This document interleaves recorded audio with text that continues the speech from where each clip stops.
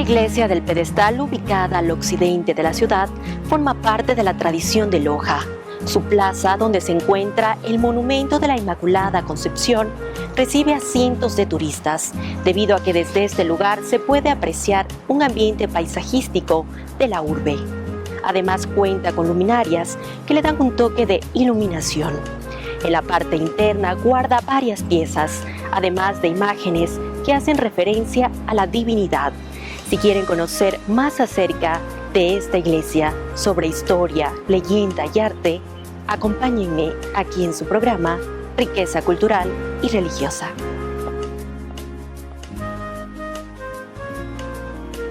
Bien, muchas gracias, buenos días por esta oportunidad que nos dan de llegar a la colectividad lojana y todas las personas pues, que nos estén por este medio observando. Saludos cordiales al señor alcalde que permite pues, este conocimiento histórico de nuestras iglesias. Efectivamente, esta iglesia posiblemente es de las más antiguas de la ciudad. Es la puerta de entrada a la ciudad, porque la vía que ustedes ven acá contigua a la iglesia es la primera entrada a la ciudad. Hay algunas fechas, la iglesia no se hizo así de un momento para el otro, sino que es como un proceso. Posiblemente sea por el 24 de mayo de 1927, donde prácticamente se erige como tal esta parroquia llamada la Inmaculada Concepción. Bueno, parroquia Sucre en principio, pero que toma el nombre siempre de una protectora o patrona o matrona, que sería la Inmaculada Concepción, cuya imagen la podemos ver en el parque. En la parte de fuera es una imagen también antigua de bronce que los moradores pues mandaron a confeccionar y la pusieron en aquel entonces en la parte más alta de la ciudad. Aquí era el confín de la ciudad, entonces era el símbolo. De hecho, Loja es fundada con este nombre, la Inmaculada Concepción de Loja.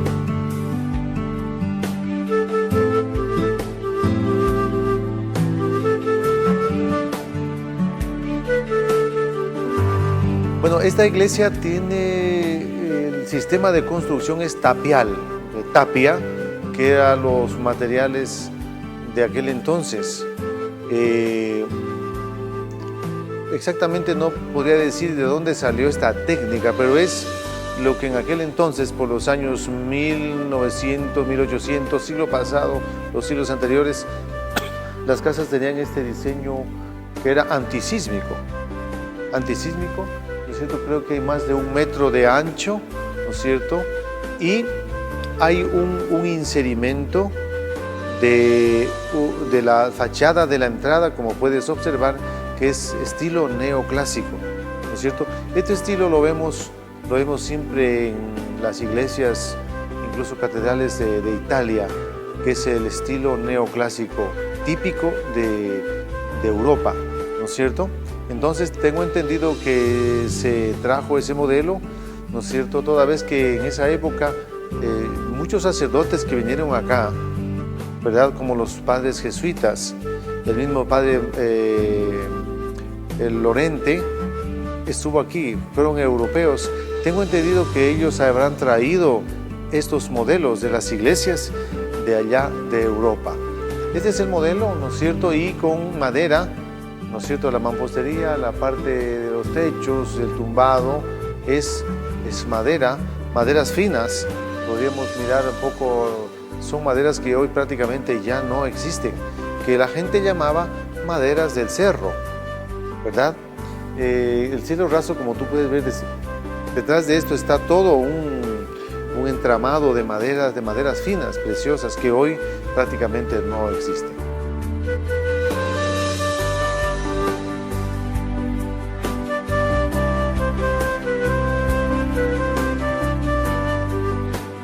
Aquí podemos mirar la belleza de muchas imágenes. La verdad que no sabemos con exactitud de dónde fueron traídas. Por lo que la gente nos cuenta, algunas serían de la escuela quiteña, ¿no? Otras posiblemente son traídas de Europa, posiblemente, ¿verdad? Traídas de Europa por la preciosidad, la belleza de las imágenes. Tenemos varias imágenes, como usted puede ver, María Inmaculada, tenemos el Sagrado Corazón, el Cristo resucitado, tenemos acá a San José. Existe este Cristo que tú puedes mirar acá, un Cristo precioso, muy antiguo, retocado, muy lindo, ¿no es cierto?, que es el crucificado, que son imágenes propias de esta iglesia.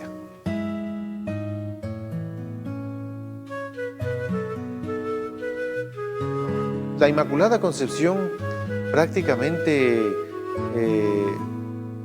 digamos, es una devoción muy antigua, pero que se cristalizó con Pío IX en el año 1854, cuando se emite el dogma de la Inmaculada Concepción. ¿No es cierto? La palabra inmaculada significa sin mancha. Y el Papa de aquel entonces, en el 1854, emite un documento que se llama una bula, un documento propio de él, firmado por él, donde se da el dogma de la Inmaculada Concepción, que no es otra cosa que María es virgen antes, en y después del parto. Ese es el dogma de la Inmaculada, ¿verdad? Bueno, pero esta devoción ya venía por lo menos unos 20 años ya en la iglesia, por el mismo tiempo venía celebrándose por parte del pueblo. En tal virtud, el Papa oficializa este dogma de la Inmaculada y lo declara prácticamente oficial con su fiesta específica. Aquí se celebra el 21 de mayo. Ha pasado esta fiesta acá, muchos devotos celebran con mucho entusiasmo la protección de la Inmaculada como protectora de la ciudad y de la diócesis de Loja. De hecho, nuestra diócesis se llama Diócesis de la Inmaculada Concepción.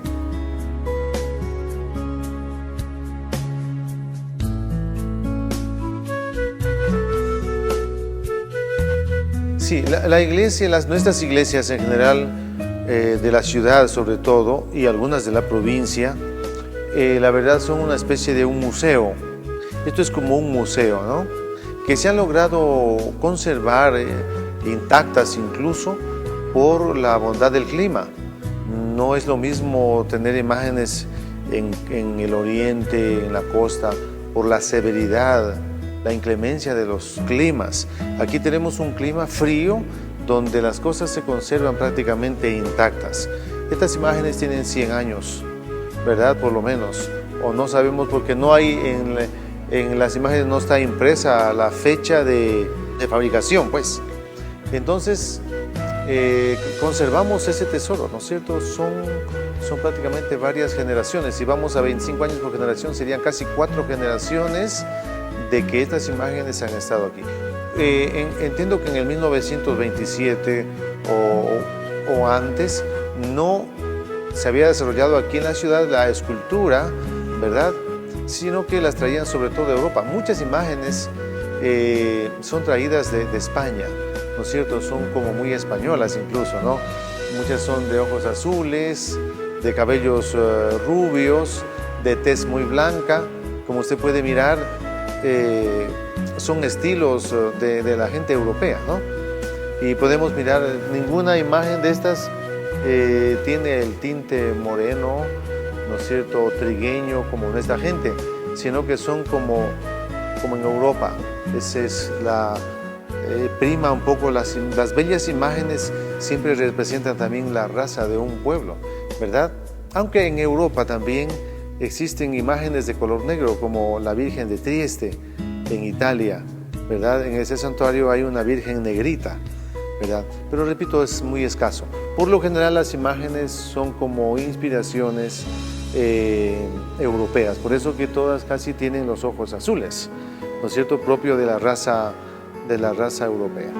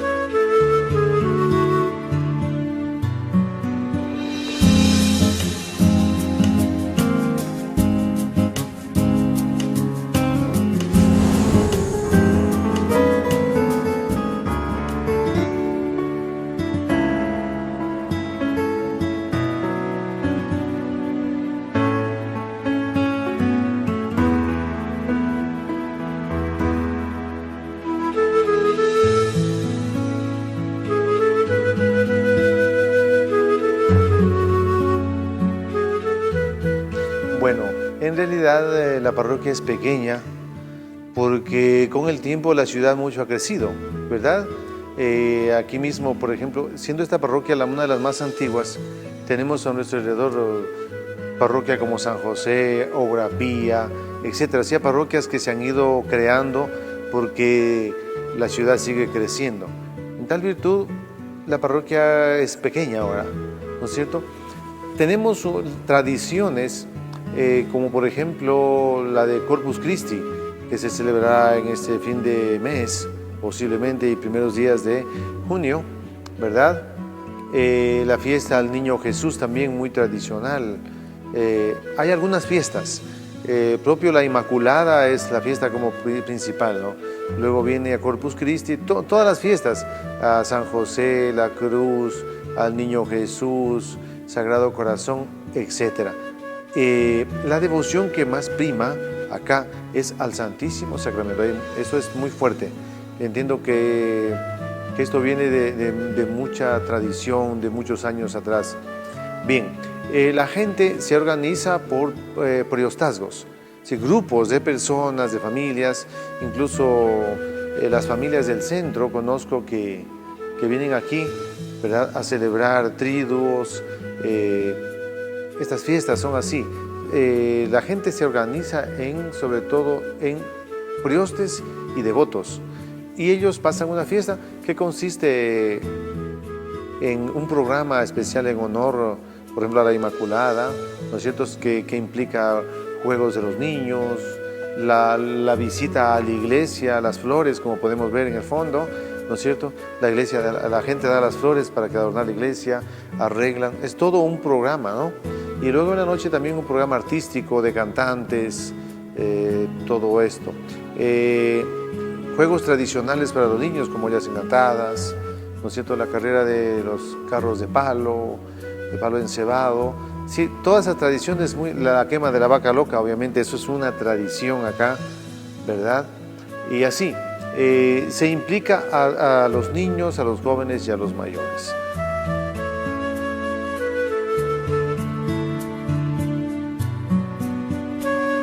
Bueno, esta plaza es, si tú quieres, es como el pórtico, es el mirador de la ciudad, en verdad. Claro que hay otros barrios como Mirador Alto, donde se puede apreciar una panorámica más extensa de la ciudad, que ha crecido tanto. Pero tengo entendido que cuando esta parroquia estaba en su máxima, digamos, expresión, su máximo esplendor, pues era el pórtico, el mirador, el balcón, si tú quieres, de la ciudad, ¿verdad? Hoy, claro, hay otros sitios donde se puede apreciar lo mismo de la ciudad, pero queda esa tradición, y lo más importante es que en el centro del mirador, del balcón, aparece creo que es la única en la ciudad, no he visto otra, aparece la imagen de la Inmaculada Concepción como protectora de esta ciudad consagrada a la Inmaculada Concepción.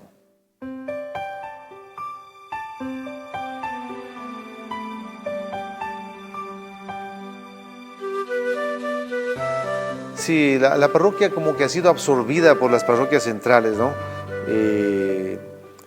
Por ejemplo, por San Sebastián, que sé yo, la catedral. O sea, tendríamos que darle un nuevo toque regenerativo. De hecho, con el alcalde estamos en eso. Se ha diseñado una regeneración total para que esta parroquia pues vuelva a ser lo que fue, ¿verdad? Porque aquí se concentra toda la historia, ¿verdad? Aquí está el inicio mismo de esta ciudad.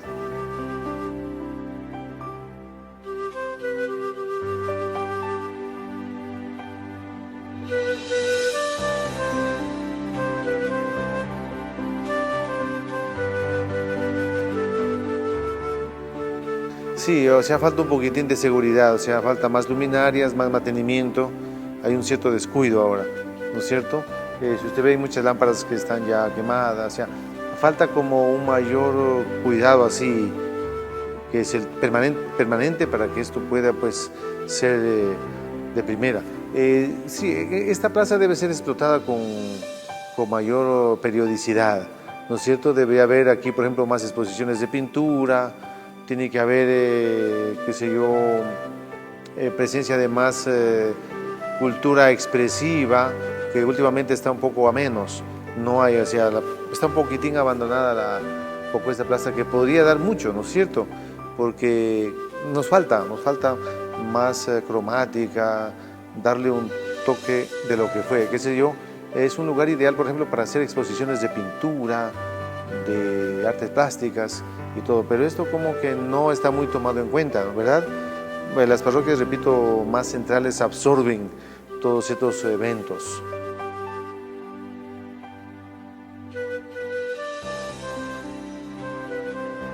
Hay grupos que se hacen cargo de todo esto, o sea, esto está bien organizado con los devotos, ¿verdad? Todas estas imágenes que usted ve, que no son tan estéticas, ¿verdad?, dentro de la iglesia, pero hay devotos del Divino Niño, de la Virgen, del crucificado, o sea, y esta gente cuando ya necesita, pues se organizan y se da un mantenimiento efectivo.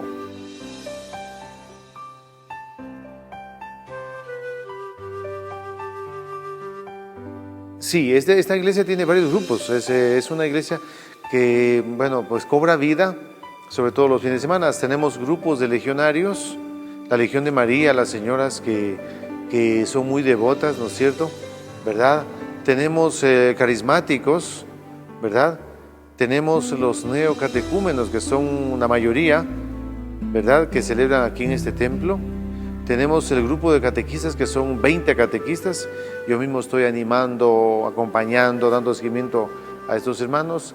Tenemos más o menos unos 200 chicos que se preparan para primera comunión, sobre todo.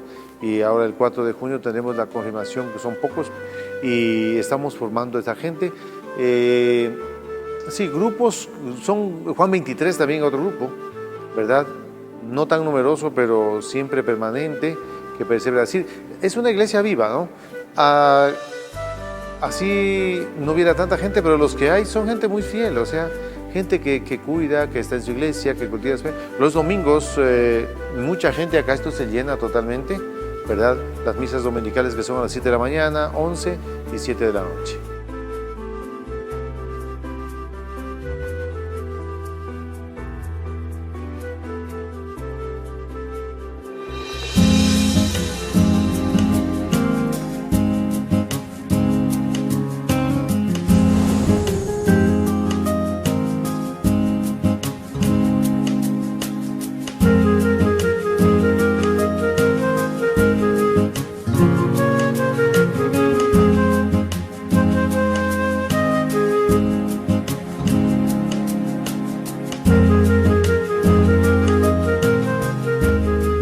El trabajo del sacerdote, según las leyes de la iglesia, tiene 3 funciones. Primero, el servicio del culto.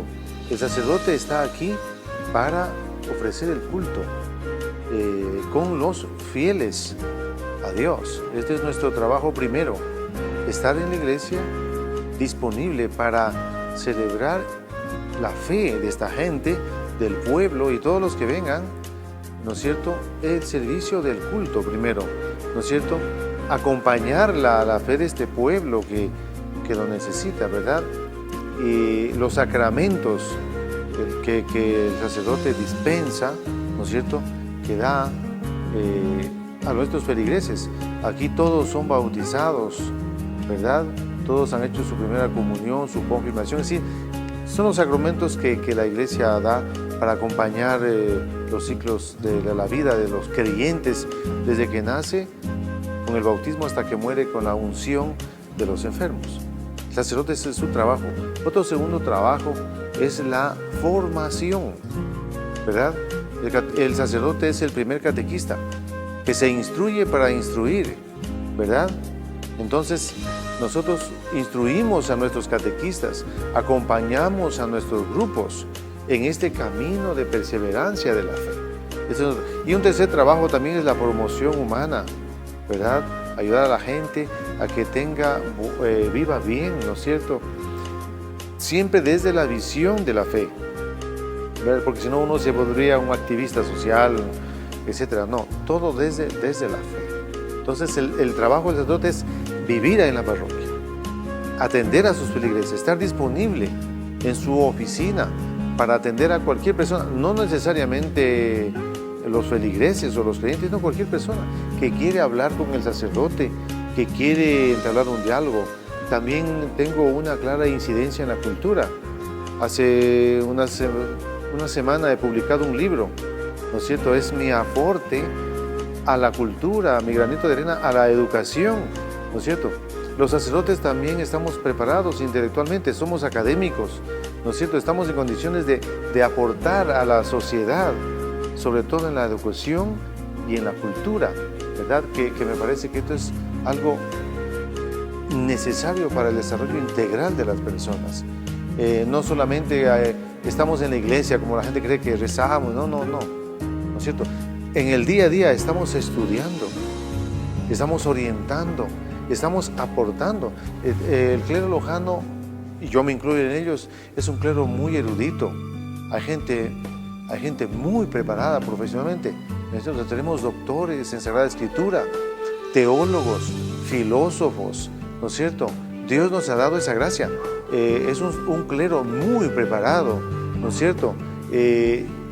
Hay sacerdotes que se han graduado en Código de Derecho en universidades europeas con una alta exigencia. Yo mismo me preparé en Italia, en la ciudad de Florencia. Entonces me siento orgulloso de representar a mi iglesia con los dones que Dios nos ha dado. Entonces somos un referente intelectual, académico y sobre todo de la fe. Ese es nuestro aporte, ¿no es cierto?, que hacemos a nuestra iglesia, a nuestros feligreses, ¿verdad? Somos también un referente de una palabra para muchas personas, de una orientación. En el mundo que vivimos, la gente necesita una persona que le dé una palabra en una situación determinada, un problema que ha vivido, una situación límite, ¿verdad? Entonces estamos preparados para dar respuesta a las diferentes inquietudes, problemas que nuestra gente está viviendo.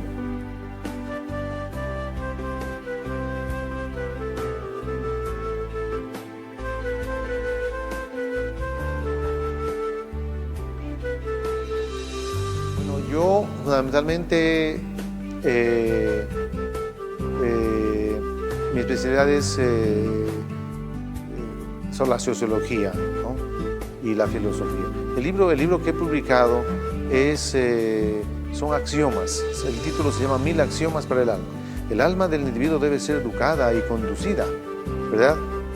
Así como decía Sócrates, ¿no?, el filósofo de la antigüedad. Entonces este libro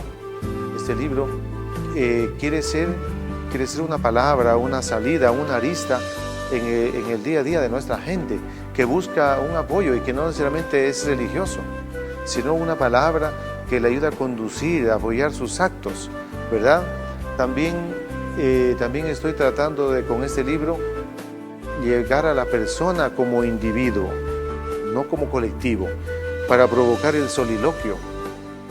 Uno de esos hombres era William Shakespeare y nuestro famoso Miguel de Cervantes en El Quijote. Esos hombres que han sido la base de la cultura.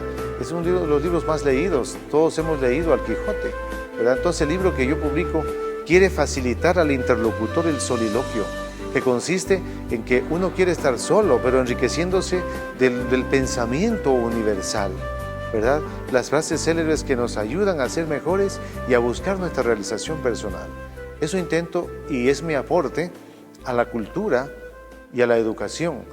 Tan venida menos, porque en estos tiempos la gente lee muy poco. Todo el mundo está pegado en el internet, en el celular y no cultiva el estudio.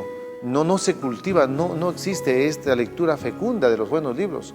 La gente está en la etapa del corta y pega, lo que otros nos hacen por nosotros, lo que, como dice, aunque esté mal dicho, nos den haciendo, ¿verdad?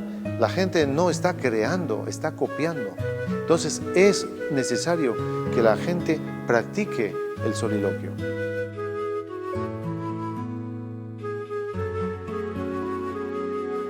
Así, tenemos toda una organización aquí en la parroquia, charlas pre-bautismales, charlas pre-sacramentales, ¿no es cierto?, de todo tipo, para facilitar que la gente sepa qué es lo que va a hacer en la iglesia al recibir el sacramento.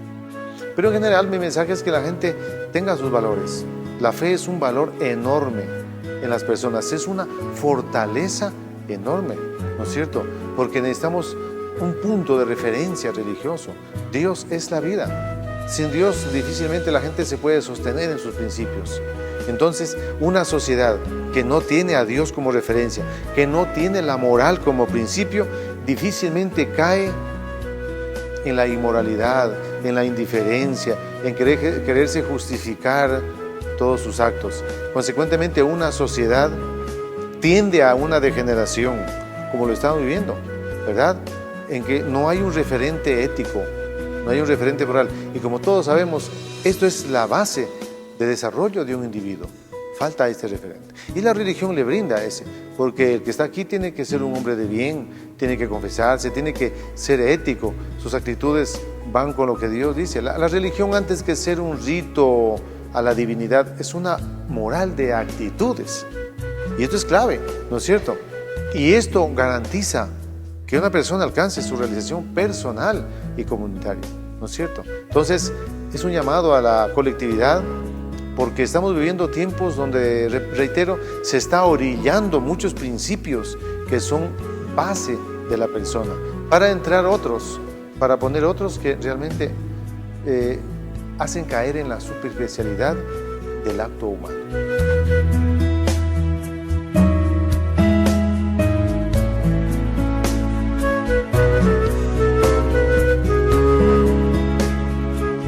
En la Plaza del Pedestal se han realizado varios actos culturales, donde artistas lojanos han deleitado con su participación. El padre Juan Hidalgo, párroco de esta iglesia, nos cuenta datos sobre la construcción y realización de este templo. En el siguiente programa les estaremos contando más historias sobre las iglesias. Acompáñennos de domingo a domingo a partir de las 16:30 en su programa Riqueza Cultural y Religiosa, aquí por su televisión municipal.